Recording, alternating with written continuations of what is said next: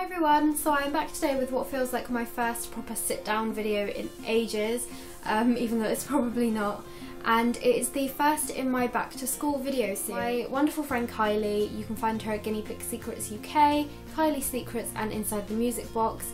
She had a little issue with Paper Chase where she ended up with a free planner, and she actually sent it to me because she knew how much I wanted an A5 planner. And this is it. It is the A5 purple one, and I think it's going to be perfect for my university, so back to school sort of thing, with my work and blogging and YouTube stuff. So I will definitely show you that in a little bit, but first I want to talk about planners and getting organised in general. I like to think of myself as quite organised, but I have to work very hard to be organised. Naturally I am a messy person, I leave a lot of chaos in my wake, and I am a procrastinator, which means I leave everything to the last minute. So a planner really helps me to try and combat that a little bit, because I hate mess and I hate being unorganised. Also, I am somebody who is likely to work much harder and get things done much quicker if I'm held accountable. So if I write myself a to-do list every single day, and when I go to bed that night I haven't really achieved much on my to-do list, that for me is really disappointing, and so that's why a planner works so well for me. I really do feel like that's especially important when you're like 15, 16 and you're going into your GCSE years, because that's the first time for most people when they have real deadlines and important work that they have to get done, important things that they have to organise and prioritise, and that for me, like I said, is when my planner really started to help me, and I haven't been without one since. So I thought I would show you a couple of the planners that I have used in the past, because there are lots of different types suited to all different needs. So the first one I thought I'd show you is this teeny tiny little, I think it's A6 planner from Paper Chase. This is obviously 2013-2014. I used this this time last year. As you can see, it's absolutely tiny. It was only £5 from Paper Chase, and it just sort of goes to show that you can be organised and you can plan your days without having to have a massive planner if that's not what you want. And it was brilliant because it came with a timetable section, so I could write in my university timetable. So this is what the format looks like. You just have a week on 2 pages, and you have a little space to write in anything you need to write in. So obviously that's the tiny little planner. You can get those in so many different colours and shapes and styles. You can get ring bound ones, you can get leather bound ones, you can get posh ones or cheap ones, it really doesn't matter. I personally need a little more space than that, so I tend to get an A5 planner, and this one was from Amazon. It was like £2 or something like that. I showed you it in my planner video. This is a 2014 to 2015 academic diary, and this is what I was using to help me plan my dissertation work. And it's a week on 2 pages like this, and you have so much space to write because obviously it's an A5 size, it's much bigger, and there's just more space to ramble on, which is what I tend to do. I'm doing it right now. It has a little ribbon bookmarker so you can mark your place, and I absolutely love this diary despite the fact that it's so simple. It's hardback, so it will stand up quite well in your bag. Hopefully it won't get too bashed around. Then we move on to my true love of planners. I started watching a lot of planner videos on YouTube. I know it's a little bit sad, but you're watching one right now, so try not to judge me too much. And I fell in love with the brand of Filofax, but like I said, I'm too poor for Filofax, so I went for the next best thing, which in my opinion is the Paper Chase ring bound planners, and I picked this one up for £8 in their summer sale. In my previous planner video I showed you a complete flip through of how I set up this planner, but as you can see I created my own dividers, I set it up exactly how I wanted it, and I did absolutely love it, so I'm really hoping that I can find some sort of use for it. But what I love about these is that you have pockets everywhere, so you can, you know, use sticky notes to your heart's content and store them in here. And it also has a pocket at the back where I have some stickers.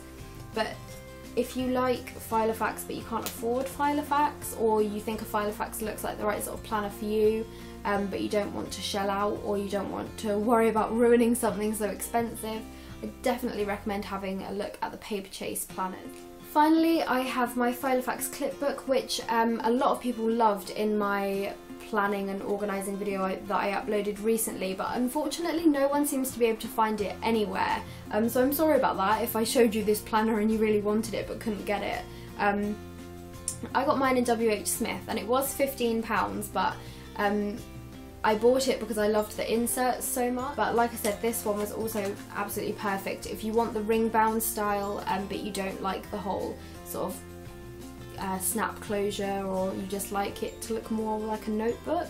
This one might be a good option for you, although the actual inserts that come with it, I wouldn't think they would be particularly good for back to school or sort of organising your school life, because they are more of a like a project management sort of type thing, if that makes any sense. So now that I've rambled on about some of the planners that you might be able to get your hands on and the different shapes and sizes and kinds and brands, I will show you the beautiful A5 paper chase planner that Kylie sent to me.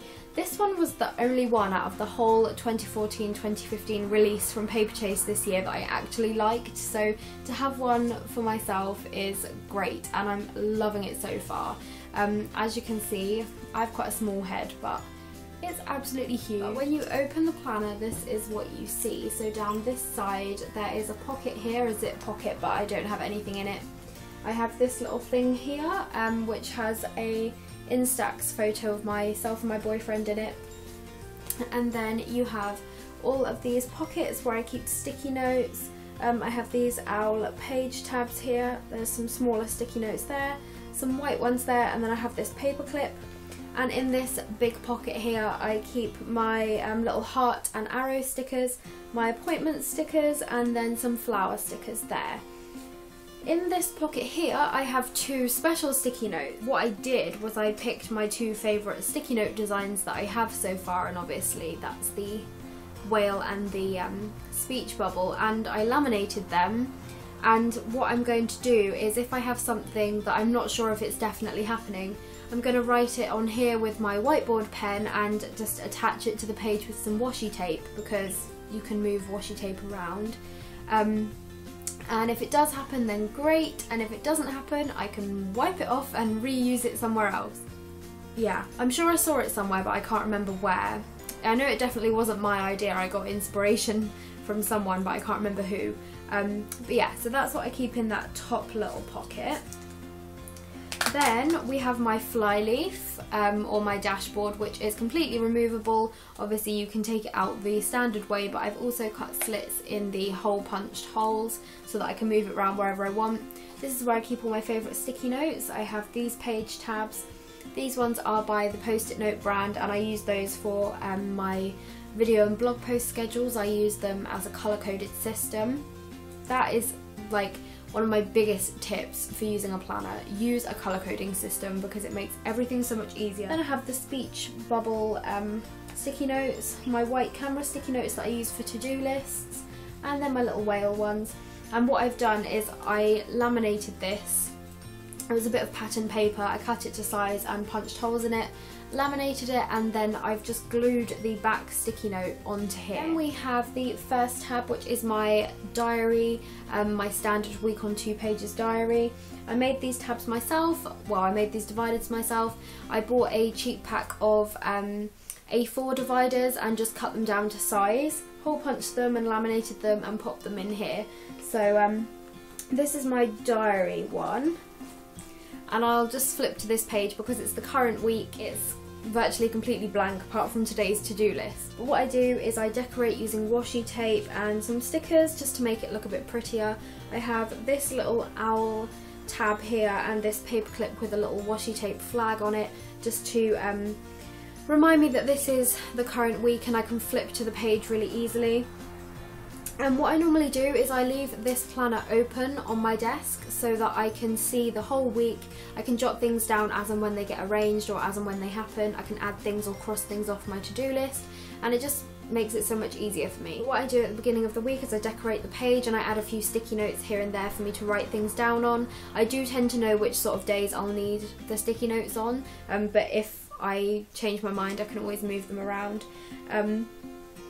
And at the beginning of the week, normally on a Sunday night actually, I will go through and add everything to my week that I need to know, or that I need to remember, or that I know is happening for definite.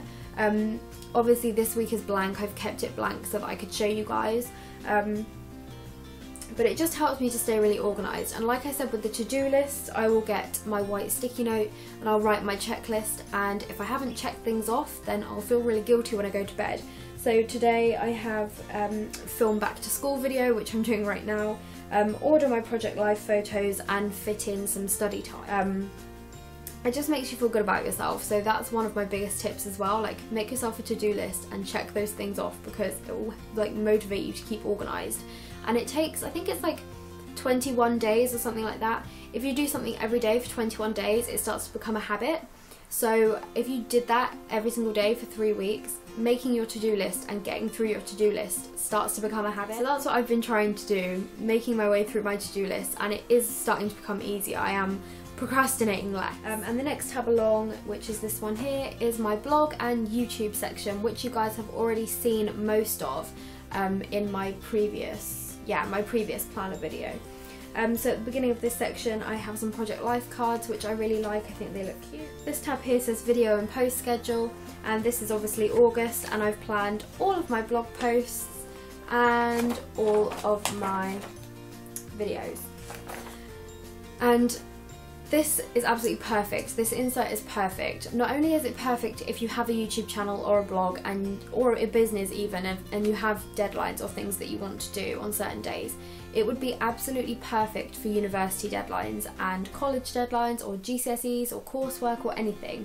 And that's why I'm going to try and find some inserts that are similar to this, because I feel like it would be absolutely perfect for writing down all the work you have to do. And for those of you at university, or for those of you who are just going into uni, you have a lot of deadlines. Most courses have a lot of deadlines. I have about 12 essays per term that I have to write, and then at the end of the summer term I have exams. So something like this would be absolutely perfect if you're going back to school and you want to be more organised and you want to know exactly when your deadlines are. Something like this is perfect. So I have that, and then I have my to-do list for my blog and YouTube, and I've planned all the way to the end of August, and then this is the whole of September. I've already planned the whole of September, and I've written my to-do list for September as well. So as you can see, having it in front of you really helps you to stay organised. The next tab in my blog and YouTube section is up at the top as well, and it says stats.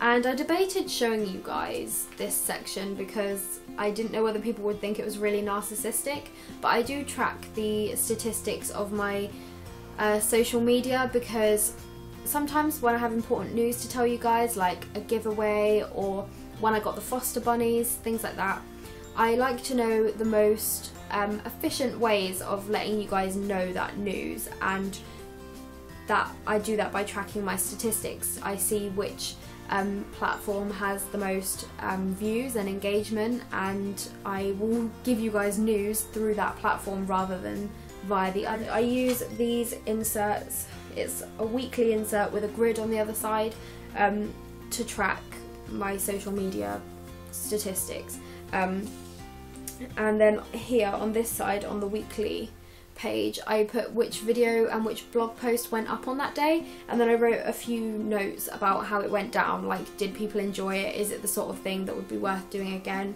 But it is really interesting to see my channel grow, and people might think it's weird to track your statistics, but I don't. I thoroughly enjoy seeing my views go up. If I'm having a bad day where I feel like my channel's going nowhere, I can look back and see that on the 31st of July I had 2,804 subscribers, and today on the 18th of August I have 3,032. So I can see physically before me my channel growing, and for me that's amazing. I think it's brilliant. And then I have my miscellaneous tab, which I won't show you because it's got my personal details, my university schedule, and my pen pals' names and addresses in. So that's not the sort of thing I'm going to show. But at the end, instead of having a notes section, I have a notebook tucked into the back pocket, and there's also a pocket in the top as well, which I have a copy of my bucket list in. But this notebook is about a quarter of the way full and I use it to write lists. Then I have my pen loop with my 2 pens in, and I have a black pen and a blue pen depending on what mood I'm in. But yeah, so that is my current planner that I'm using for everything. So it has my day-to-day life in it, my university schedule, it will have all my university deadlines in, and it has my blog, YouTube and work schedule in it too. I really recommend trying out a planner to help you stay organised too, because once you get to like college and uni, it's really important. In terms of GCSEs, there's some leeway because obviously you're still at school and you get guidance from your teachers and your tutors, but once you get to college, a lot of that guidance goes away, and once you're at university, you're pretty much on your own. So you really do have to learn from a younger age to be organised, and that's what I tried to do, and it really does help me now. I'm going into my 3rd year of uni, it's a big year, I'm going to have a lot of work, and something like this I feel is going to be a lifesaver. So I want to say a massive thank you to Kylie for sending me this. It's honestly like one of the best gifts I've been given in a long time, and I really appreciate her sending it to me, and it's just so pretty. So I hope you enjoyed this video and you will consider getting a planner, or maybe even just pimping out your planner a little bit more, making it, you know, all pretty and dolled up. But yeah, I will see you next time. Bye!